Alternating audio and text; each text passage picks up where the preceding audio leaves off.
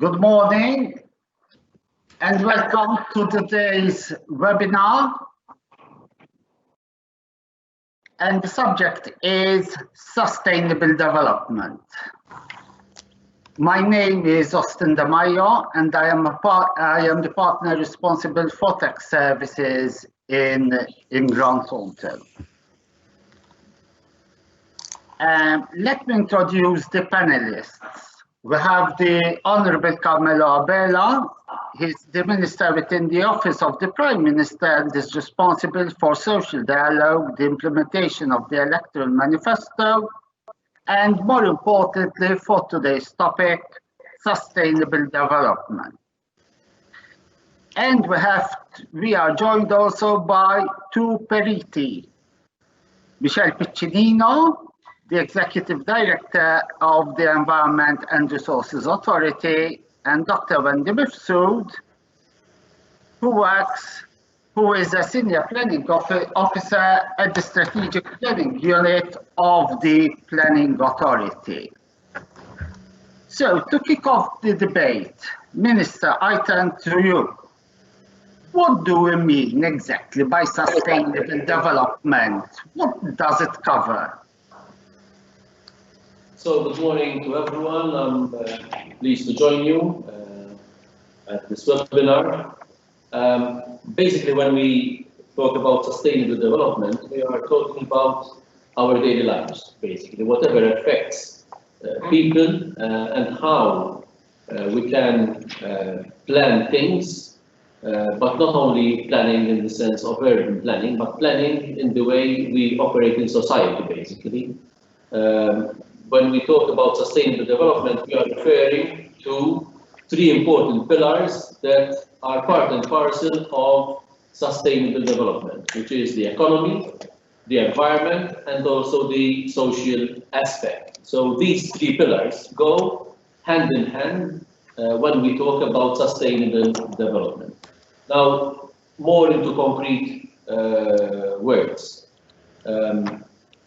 Maybe you already know that the United Nations some years ago has tasked all UN member countries, including Malta, so 193 countries, are working to meet what we refer to as the 17 Sustainable Development Goals. Now, under the 17 Sustainable Development Goals, we have a number of goals that need also to be implemented, and all this needs to be achieved by 2030.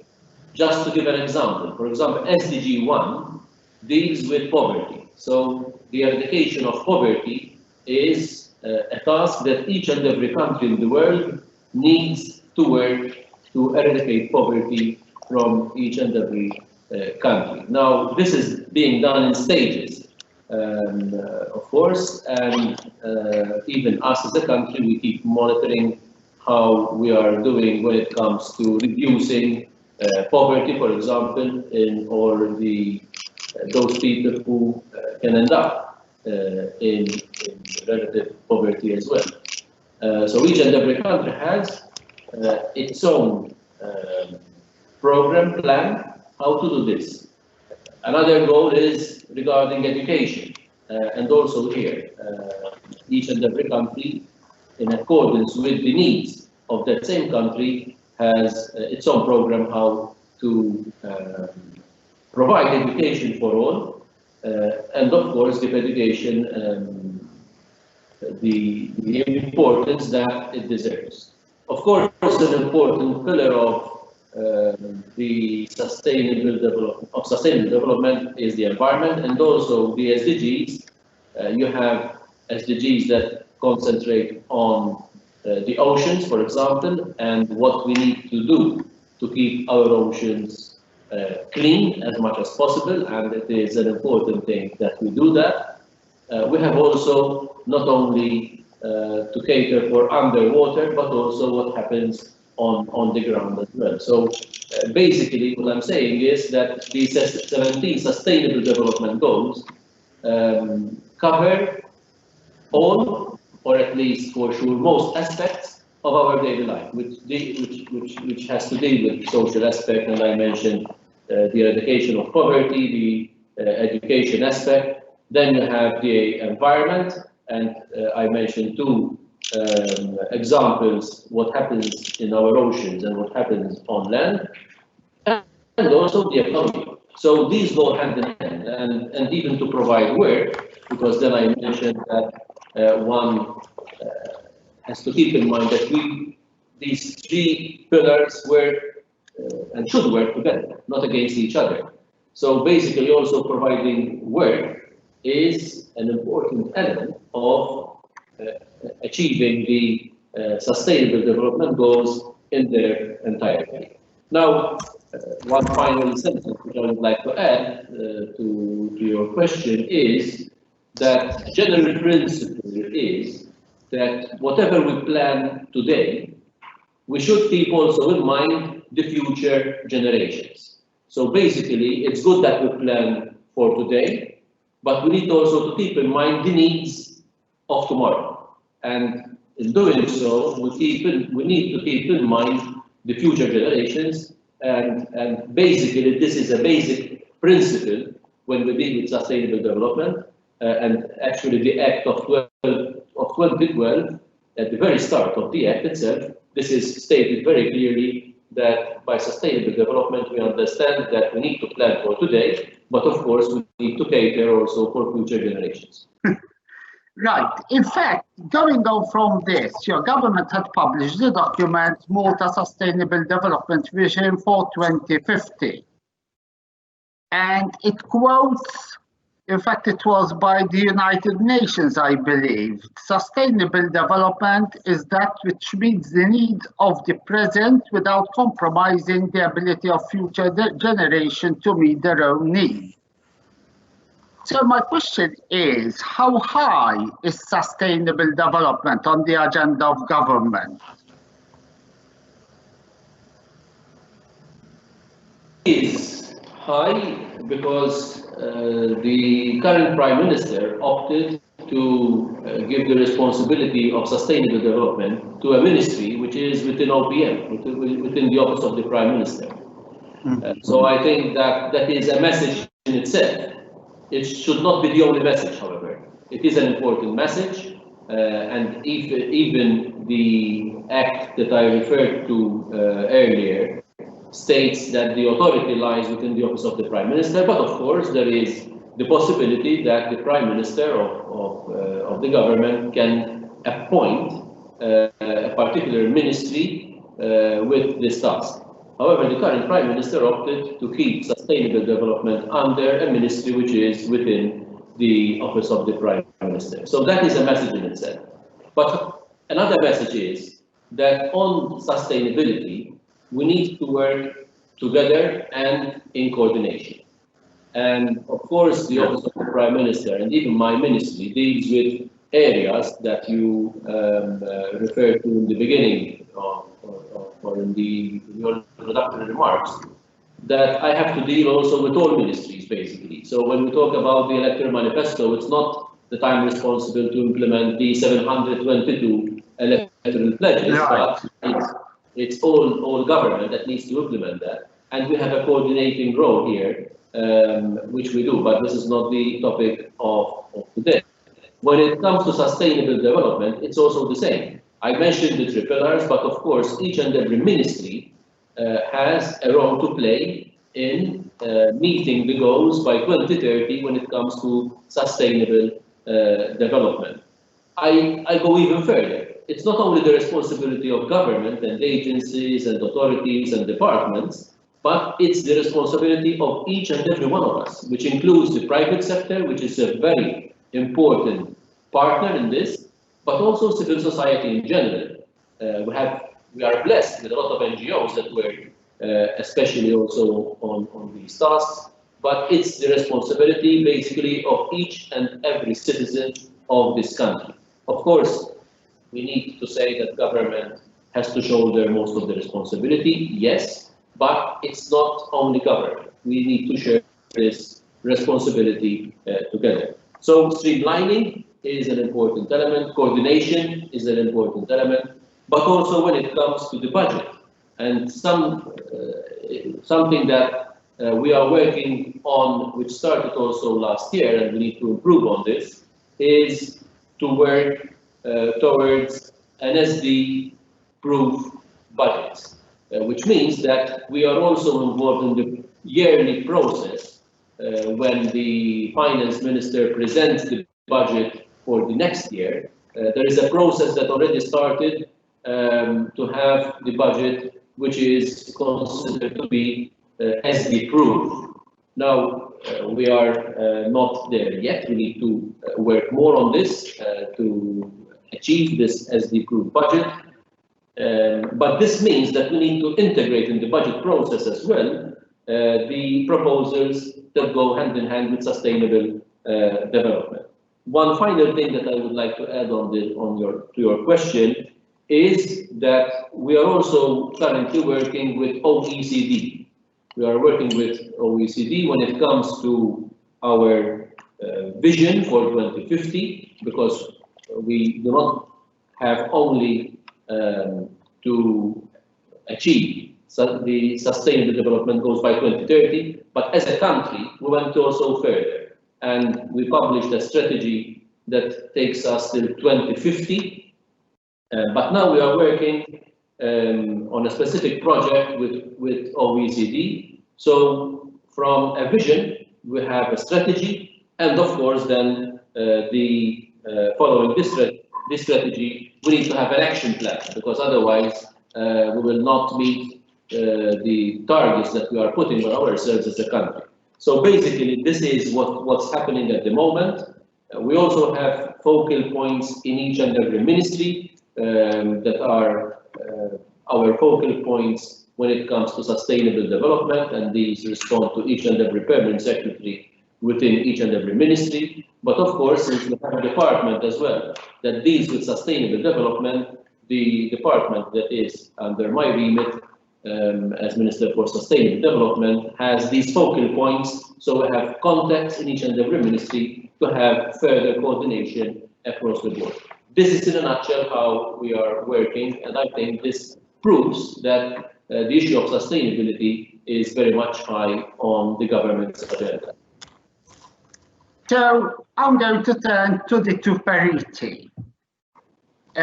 Michelle Piccinino is the Executive Director of the Environment and Resources Authority, and Dr. Mifsud, she works at the Planning Authority.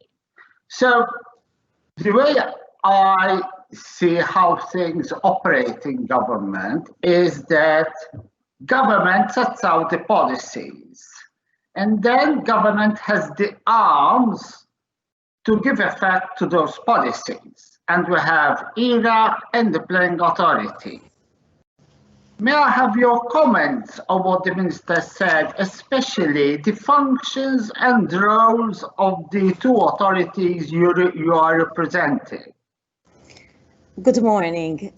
Obviously, as an authority, we are focused on the environment, more on the natural environment, because it is very wide. When we speak about the environment, that is a very generic word. But as an authority, we focus on the natural environment and the other features and the resources. So it's waste, it's water, it's air. When it comes to sustainable development, as the Minister rightly said, it stands on three pillars, and one of them is the environment.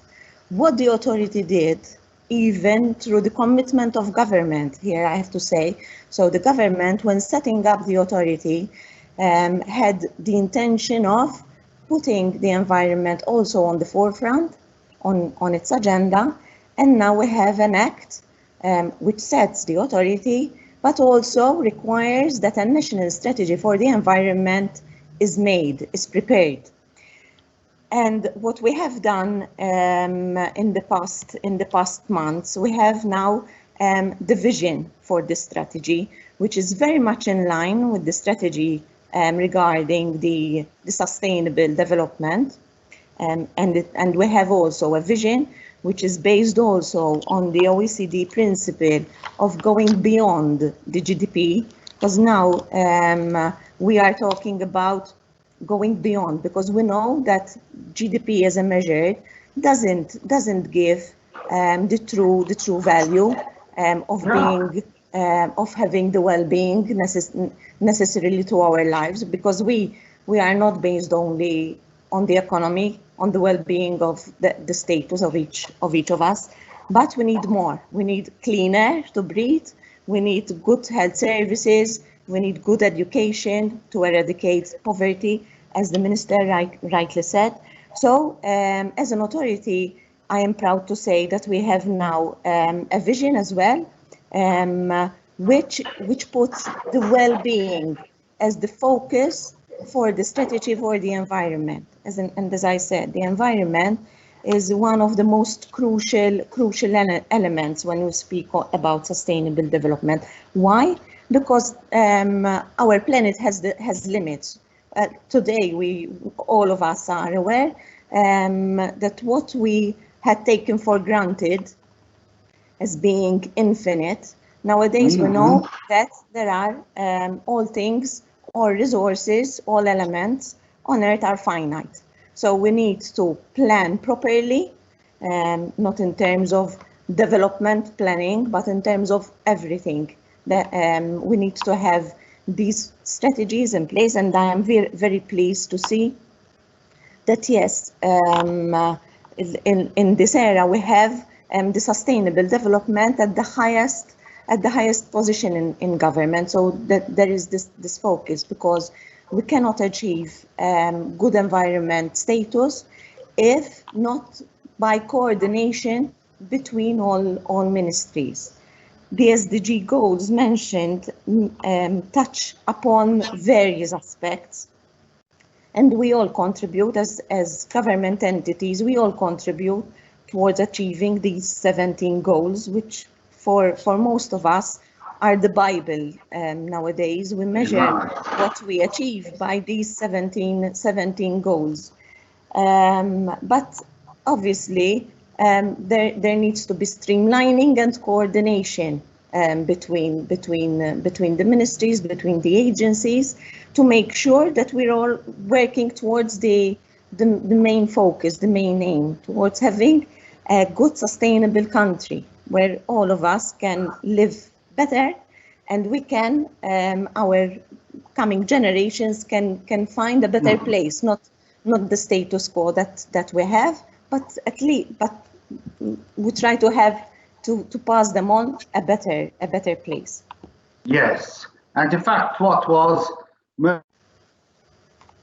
interesting for me was that you said we don't measure we are just looking at GDP. Exactly. Yes, that is the We're that not is the main blinded. that is the main focus overall. Now. Yes. In fact, our vision, when we were drafting our vision, we had 4 scenarios. The me first, so where it's my needs. The market first, where there are the needs of the market that are the main drivers, and the sector first. So whether it is infrastructure, or whether it is education, or whether it is health.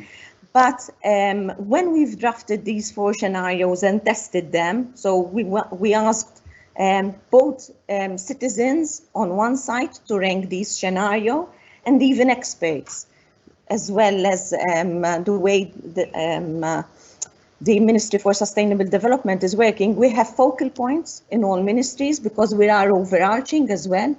And through this ranking exercise, both citizens and both the experts have ranked the well-being as the main scenario that the national strategy for the environment should focus on.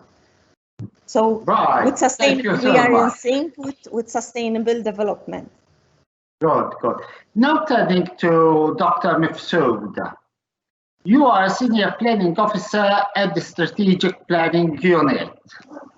How does your position and your work operate within this aspect of sustainable development? Good morning, first of all.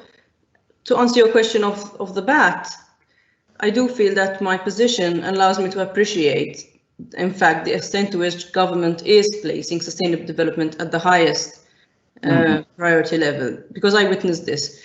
And I would just like to make a point about an important function of the planning authority here.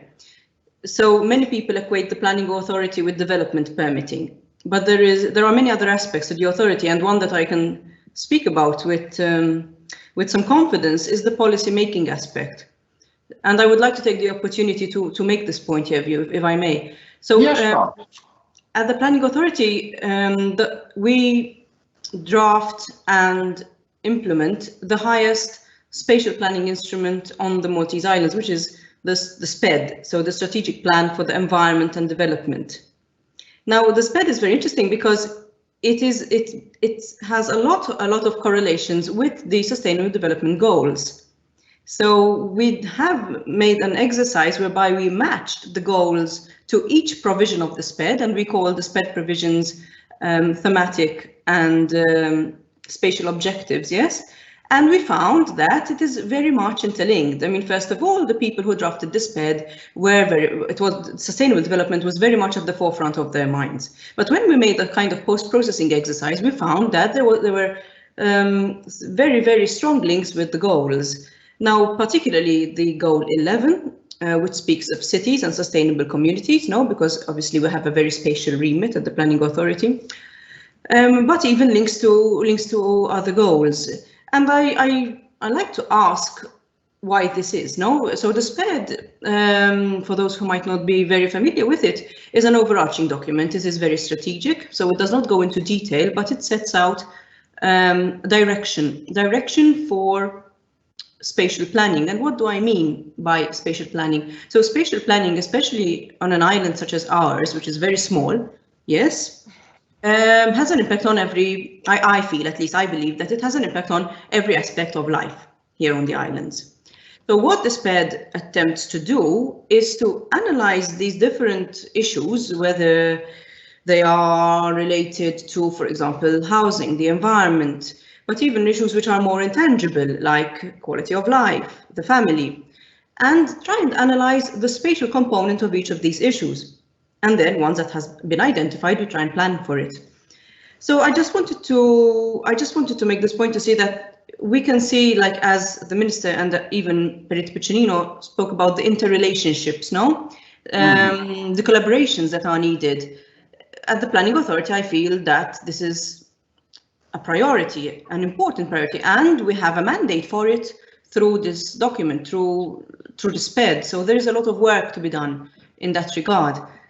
Now, I don't know where this conversation will take us, but one of the key approaches within the SPED is the spatial structure of the Maltese Islands. And what I mean by this is that it is not an approach where one fits all, we do segment the islands into different parts, and then we address those parts according to their specificities. So we have an urban area, the rural area, the coastal and marine area, and then GOZO. So that is the spatial structure. And we do a lot of work in analyzing what development is going into each of those different parts of Malta and GOZO. And let us not forget the sea around our islands, which is part of our territory. So I think I would like to speak on the sequential approach later, just so that I don't hog the conversation, but I just wanted to put this forward. No, carry on. It's interesting. Okay, I'll say a couple of words about the sequential approach. So basically what we are saying is that development should first be diverted or encouraged into the urban area. Okay, so a place where we, as a country, invest in the infrastructure to support such development. And then obviously you move further out from this urban area, but you try to then put in different safeguards. For example, safeguards to the environment, safeguards for use compatibility on the coastal and marine zone, for example, and the specific policies for GOZO. Now, within our office, within the strategic planning unit, we do a lot of work to analyze permits to see where certain types of development are being permitted, So there is a feedback loop between the policy-making section of the Planning Authority, which is our directorate, and the development permitting or management aspect of the Planning Authority, which is another directorate within the authority. So there is this constant feedback loop so that we ensure, firstly, that there is a relationship between policy and permitting, and that one does not necessarily lead the other or dominate the other, in the sense that there's a healthy relationship between the needs of the country. Coordination. Yes, and the policy-making approach then that we try to promote. Thank you very much. So let's go talk about the economy. I'm going to talk about the GDP. In fact, in April 2020, the World Trade Organization said that world trade is expected to fall by between 13% and 32% in 2020 because of the COVID-19 pandemic. In fact, we're living a life completely different to the one that we know. So we have an economic slowdown, perhaps also a recession. I am certain that for government, not just our government, but the governments of all other countries, that rebooting the economy is high on the agenda. And not being an expert, or rather not knowing much about sustainable development, sometimes I ask, how can one reconcile economic development with sustainable development? Is achieving one of the objectives at the expense of the other? It's up to you. Who wants to go first? If you allow me, I can say something. Yeah, sure, certainly. First of all, I do not agree that one goes against the other. To the contrary, I believe that one, presumably, if implemented correctly, will help the other. So, for example, there is talk in the United Nations quarters, where they are in charge of, or they are putting forward the issue of the Sustainable Development Goals to be achieved by 2030, whether now that we pass through this pandemic, or we are still, a number of countries are still passing through the hardship that the pandemic is causing them, even from a health perspective, which of course then impacts the respective economies as well. So there were talks whether we should sort of slow down, or whether we are still going to achieve by 2030 the 17 Sustainable Development Goals as was planned a number of years ago. Of course, we should continue to implement all the 17 Sustainable Development Goals with the respective goals as well, because we have 17, but there are 169 goals that one will, when one expands each and every goal, you have other goals that need to be achieved as well. So, in my opinion, if we continue to implement the 17 Sustainable Development Goals, also the economy can benefit, even in this particular period. Now, let's make it clear. It would have been much better to have no economic crisis, no issues when it comes to finance, to issues when it comes to whether the economy will grow or not, in order to implement the 17 Sustainable Development Goals. But I believe that being sustainable is not against the economy. I believe that if we want to have the economy, we need to be sustainable. And also for the reasons that both Michelle and Wendy mentioned in their remarks as well, I fully subscribe to what they said. So it goes hand in hand, in my opinion. Another thing that I would like to add is that we need to learn from what happened during the pandemic, even locally. For example, we were observing that the environment, when we had less cars, for example, in our roads, benefited. But at the same time, we also had positive experiences coming also from the private sector when it comes to people, to their workers working remotely, mainly from home. So my question will be, and I put this as a question, whether when we talk about planning, and rightly so, by planning I'm not only referring to what the planning authority does or what ERA does, definitely they do a lot of planning and due to their work, but also planning when it comes to the wider aspects, if I can use this terminology. For example, should it be a policy that government maybe adopts for its own workers, but then also the private sector can adopt this kind of policy that the workers are not expected to be or to come at the office on a daily basis. Maybe there will be a rotation, for example, so our workers can work remotely, mainly from their homes, let's say 2 or 3 days per week, but you can come at the office, let's say, but not on a daily basis. Now, when it comes to traffic management, it will help. When it comes to have less emissions from cars and due to traffic and it will help. Even the private sector maybe can benefit from this, because you need to have less office space to cater for, because you know that on a rotation basis you have employees coming to your office, but not on a daily basis. So I think this is also we are also talking about sustainability, but at the same time there are benefits not only for the environment but also for the economy itself. Workers were more productive also from home, for example, and this was said to me by representatives of employers, because I kept in touch with them also through these kind of means to continue to discuss how COVID was affecting them, but also to see the benefits that they were seeing from workers working remotely. So I think that we need to ask questions. We need to try to answer them also by the correct policies in place. We need to think out of the box.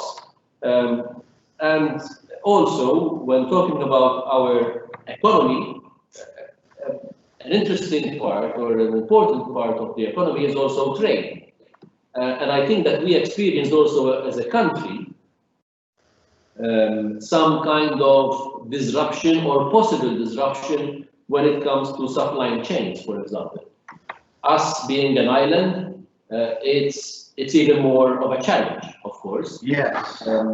So I think we also have here lessons to be learned from the pandemic. Thank God they did not materialize, but in some instances we were like a bit of not so sure what's going to happen when it comes to our supply chains. So we have to keep the connection open with other countries.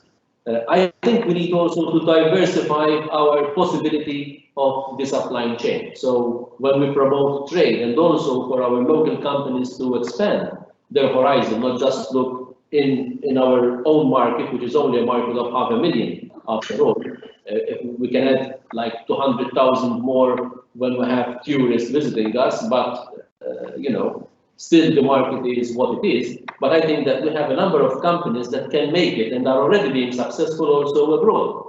That helps not only our economy, that helps not only our companies, but it also helps to create more, let's say, connections with other maybe jurisdictions where we can positively use this supply chain or new supply chain if there is the need. So at one point in time, we are members of the European Union, so we have a free market, an open market, but during the pandemic, each and every country thinks first for its own good. for its own citizens. So I think at some point in time, the open and free market, it wasn't so open, let's put it that way. So that is why I'm saying that we have lessons learned also when it comes not only to the economy, but also to trade. And that is why I really believe, not only to go into this direction, but I really believe that the economy and sustainability are not against each other. To the contrary, they can also help each other, and that is how we need to see it. And then we have to be clever enough to plan accordingly and to act accordingly. So I think these are new challenges that we need to discuss. We are trying to have this discussion also at the level of the Malta Council for the Economic and Social Development, where we have the social partners together with government, unions, and the employers representatives. We started the discussion. I think we need to take it further as well. And I think this is, in a nutshell, the kind of discussion that needs to happen, let's say, in a post-COVID era, at least locally, when it comes to health issues. Thank God we did very well. Of course, the economy still needs to be given a lot of attention because, of course, in the coming weeks and months, our economy is very open. So it also depends not only what happens locally, but also what happens around us. Tourism is in the state of still very few tourists, although some numbers are encouraging, but still it's not close to the 2.7 or 2.8 million that we had last year. So definitely, you know, so we have a lot of things to discuss and to decide, but of course then we have to act as well. Yes. In fact, certain sectors of the economy were much worse hit than others. Talking about tourism, that was one of the effects, and unfortunately, no government could do anything about it. But let me go back. We mentioned the United Nations, the OECD. Perhaps there are policies set by the EU. And sustainable development is not something that only one country should do. There should be a unified multinational approach. Is there any monitoring carried out by a supranational body who is in charge to ensure that countries take up sustainable development? Well, if I can say very briefly, of course the UN, and recently there was the index that was published where we ranked 32 out of 166 countries, and then you go into the detail to see where we need to work more, where we did progress on these SDGs. So there is this kind of monitoring. Of course, locally we need to also do our own monitoring, but internationally it is the United Nations that is doing this index for each and every country, and 166 featured in this index, Malta included. So that is an indication at what point are we at the moment with this index. You know, so that will give us some kind of indication where we need to work more. Of course, we have also local indications that are published also by the National Statistics Office through the Eurobarometer. Of course, also what we see around us and what the feedback that we receive. So yes, there is this kind of let's say monitoring that you mentioned. Then it's up to each and every country to take that further and act upon. Now, when it comes to international cooperation, this is also one, I think it's SDG 17, that it's not that each and every country needs to work in silos or on its own. There is also international cooperation. And one clear example that comes to mind is the issue of climate change. Climate change is not an issue for not even the biggest or the strongest country in the world that can deal with. Yeah.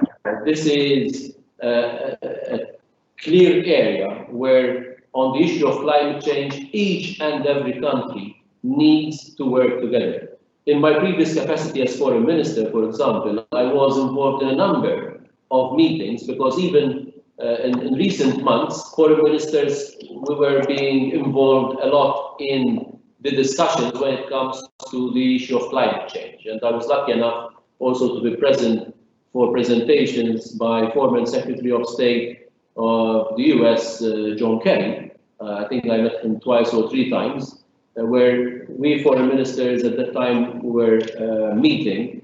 And that was a clear message that on the issue of climate change, we should work together. And it's not an issue for single countries to deal with. It's an issue that goes beyond. There are also studies by the Union for the Mediterranean, for example, which is a union that focuses on the Mediterranean region, where in their studies, these studies are clearly showing that the Mediterranean will be hit if we do not act. Now, we are centrally located, but of course, it is the responsibility of all Mediterranean countries to act together to safeguard the Mediterranean from issues that have to deal with climate change. So yes, to the question, there is this index mainly supported by the United Nations. And yes, we need to work together. It's one of the goals, actually, to work together, also to help others achieve other goals, for example, eradication of poverty. And we know that there are countries in the world and regions in the world that are in a much serious and difficulty to achieve that goal. It should not be their only responsibility. We have also responsibilities as international community. And that is why, for example, we need to work, just to mention a region, with the African continent, for example, where we know that poverty is at higher levels than what exists in Europe, for example. So we need to help each other in achieving a number of goals, but then there are goals, as climate change is, that we need to work together because not any single country can deal with the issue of climate change alone. Right. So, if I may also. Yes, sure. Yes, please. If I may. I think the minister coined it in a very good way. We cannot see the economy as in loggerheads with either sustainability or the environment. First of all, us as humans, we all need to live well. So we need the economy, we need good healthy markets to function and to continue with our lives. So and that's the nice thing about sustainable development, which identifies three pillars on the same level. You have the economy, you have the environment, and you have the social aspect, which is that they need to live in harmony somehow. So we need to find a way to strike this balance, and that is the hard thing about it. What we have experienced in COVID, like any other, not only pandemic, but hard time that every now and then, as a society, we go through. Sometimes you need to be shaken a bit to look at things differently. Like, I mean, necessity is the mother of invention. Like, we need to have an impedition to start thinking in a different way, or to do things in a better way, or in another way. And we need to get this going. For us, like as an entity, it was hard at first to shift to remote working, but as other companies did, I mean, you start realizing that working remotely can produce more work at the end. In certain areas, you will be more productive. So yes, I mean, the positive about reducing reducing trips on the road is something that, as a country, we need to focus on. However, we need now to educate more about our choices, because I mean, like I think every other family, we shifted to remote shopping, for example. But you need to be intelligent, because sometimes when you shop online, you're generating more waste. You're buying those things which require more packaging. So everything needs to work differently. So now we need the industry to cater for that area, to at least when things being shipped need to have less packaging nowadays, and this is the way the economy as well needs shifting, needs regenerating itself. In one of our remits, we permit facilities like waste facilities, for example. We issue an operational permit. Sometimes it's hard. The first discussions are very hard, but then when the operator starts to realize that by having a sustainable operation, by taking regard into more environmental matters, he will be benefiting by having a more efficient process that will direct him to be more proficient in his way to deal with things, and also to have less impact on the environment. So we need to see these things, how to fit in the bigger picture. Another issue, like you mentioned, tourism, for example. Are we as a country depending too much on tourism? Are we focusing on numbers related to tourism? Should we think in another way when it comes to tourism? So having the economy solely depending on tourism, we have realized that we will be suffering as we suffered during COVID. So these things need to make us think how to be more self-sufficient, resilient, how to be more resilient in the days that we're living, and respecting both the climate, the ecosystems, because we need them, because it's useless having money at the bank account when the air you breathe is polluted, when the air you breathe is contaminated. So everything has to work together. I like very much how you mentioned resilience, Michelle. I think it is a crucial point.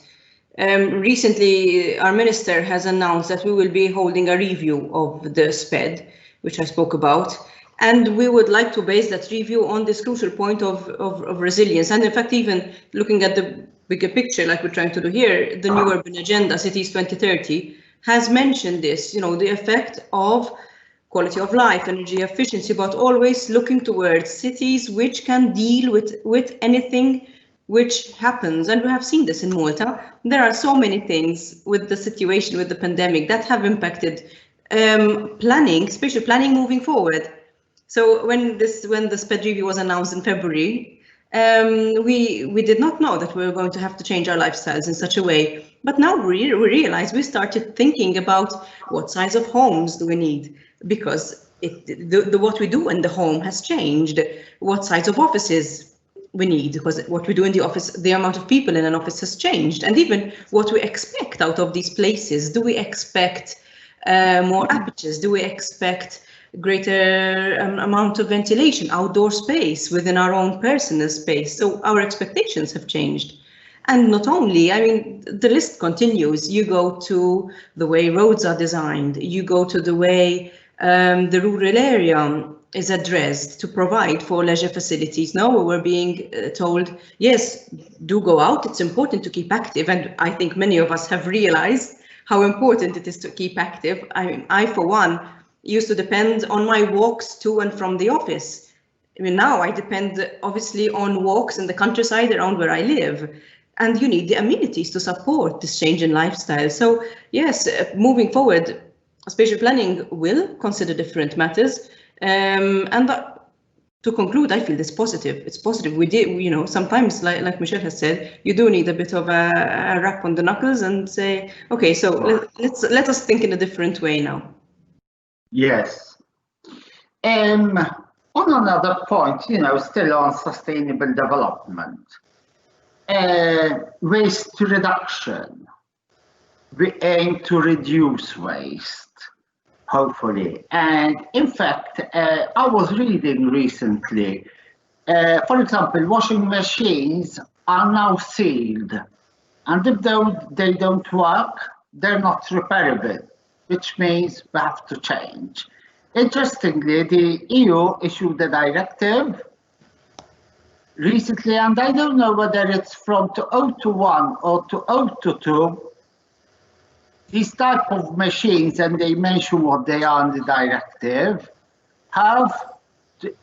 can't be sealed, and they have to be repairable to enable the repair of the machine, which I believe is a feature of sustainable development.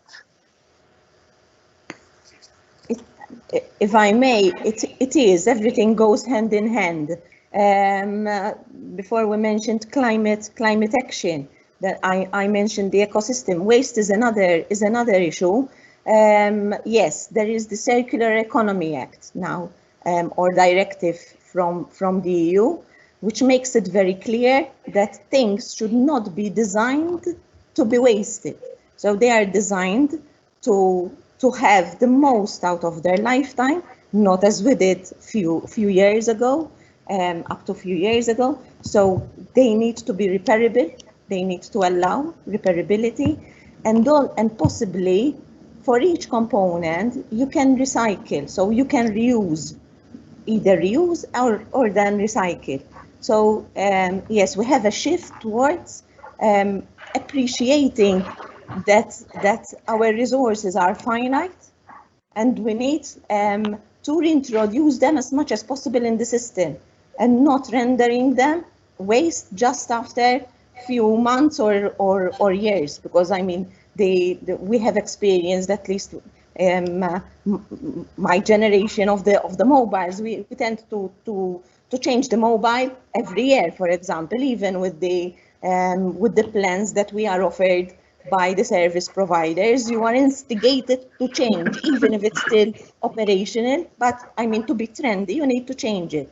But nowadays there is this very good, I think, cause, which is the Circular Economy Directive, which again touches on every aspect, because this will eventually rely on the process of the manufacturing companies. So those who are inventing the Yes. product, they need to take this at design stage.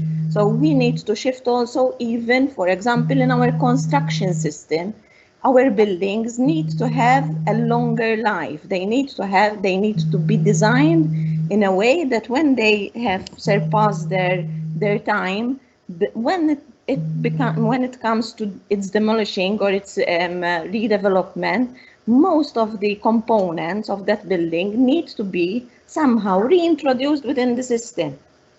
So it's like one whole circle that goes on and on, without rendering the elements to waste as much as possible in a very short period of time. Right. My last question, because we've already been here 54 minutes. I consider Malta, our beautiful seas. The Mediterranean is lovely, and usually our seas are very clean, are quite clean, relatively clean, and our air pollution. What would you say about the role or the roles that the Planning Authority and the Environment and Resources Authority have in these two matters? I think we have a very active role when it comes to air quality, similar to climate change. This is something which does not only depend on our islands, because we are affected by other neighboring countries as well. and now it's proven. It's a proven fact. We have even seen, I mean, COVID had a positive impact where it comes to air quality, not only because we reduced the amount of trips on the roads, but also because all of our neighboring countries acted the same way. So there was a reported improvement on air quality. We as an authority, we monitor the quality of the air. We have stations. We have 5 stations around the islands. As well, we have a number of monitoring tubes, which are very, very small and are along major thoroughfares. So we know exactly at specific areas the quality of our air. Mainly, we don't have major issues. I mean, the problems are very localized, and when there is an issue, as an authority, we are bound to act. We are bound to have a plan on that area. With regards to the coast and to the sea, yes, you are right. We have just last year we had concluded studies on various areas around the islands. Our seas are healthy, and we have fascinating areas around us. So we need, and in fact, the authority had issued a number of areas for protection, and now we have a good amount of areas around the islands which are being protected either for the habitats or for the species themselves. And it is very crucial to know that the sea is very important for us, even from the aspect of climate change. So they contribute positively, and we need to take care of them. Right now, our ministry is also has launched the Saving Our Seas campaign, which is trying to reduce the amount of plastic within our sea. So because one of the major sea pollution that yes, we have is the plastic, and unfortunately, although it disintegrates, it might disintegrate. The finer it gets, the plastic, the finer it gets, the more harm that it can do. So and we need to be reminded always that whatever goes into the system, out into the system, it returns back. So the fine particles of plastic get eaten by fish or by other creatures in the sea, and if we eat them, it comes back to us. So the intention to keep the seas clean, it's not only for nature, but it is also for the well-being of humankind, after all. Wendy? Well, this is one of those overarching topics, and here, I mean, several authorities, several ministries also need to work hand in hand. No, if I may. We do try to do our part when drafting policies to assess the implication of noise, pollution, air pollution, and other considerations. We like to call them environmental, but I think environment in its very wider sense. So we do a process of screening when a proposal comes our way, or when we are drafting a policy, to understand which measures can be applied to mitigate for the impacts that we identify. It's not always easy, but as planning authority, we are trying very much to introduce a level of green infrastructure in large developments and so on and so forth. So we're trying incrementally. We have realized what kind of mitigation measures are most successful in the Maltese Islands, and therefore to write them into policy so that they are taken up at a later stage. Right, and we can now have some concluding remarks. For me, what hit me was, the economy. Don't just measure it by GDP. in fact, also what the minister said, we have to look at the eradication of poverty, medical services, and accessibility for everyone. And I think we're quite successful in that in Malta. I have had personal experience, and I just can't say anything against our medical services. So many things to talk about. So can I have a brief concluding remarks from you? Yes, I mean, very briefly, what I will say is that a number of issues that we mentioned needs to lead to a culture change, not to continue doing the things that I've been doing for 8 years. Now, the pandemic maybe was an eye-opener, and it gave us also visibility that if we act differently, we can achieve results. But it depends whether we are ready to change or not our habits, our way of doing things when it comes to work, when it comes to other things. So culture change should be one of the ideas.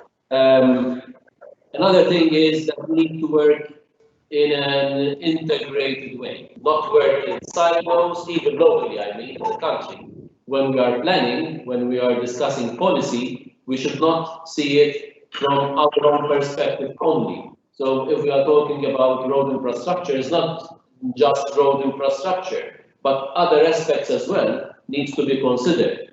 So this is what I mean when we are saying, or when I'm saying that we need to respond to the challenges in an integrated way, which means in collaboration with other levels of administration, local, regional authorities, the private sector, and I insist on the role of private sector because we have for sure half of the workforce in our private sector, if not even more.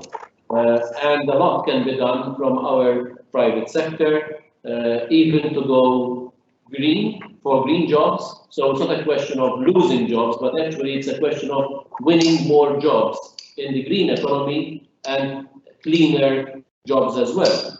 And also civil society and the local community. Finally, I'm confident that thanks to the collective efforts of everyone, and I was very pleased to be invited for this webinar, and was also very pleased to have Michelle and Wendy also as panelists, because I really appreciate what they said, and I'm heartened that they are doing this role. Michelle, ERA, I know it's not an easy task to do, and also Wendy when it comes to the planning authority. So I have my mind at rest with these two people there, but it's not a question of individuals, it's a question of collectivity, and we need to act collectively on this, because finally, or in the end, it benefits all of us. So it's not a question of doing something for someone else, it's a question of doing something first and foremost for us, for our country, and for our planet. Okay, thank you so much for your time. Thank you very much. And thank you for accepting. So, goodbye then. Thank you. Bye. Thank you. Bye. Bye.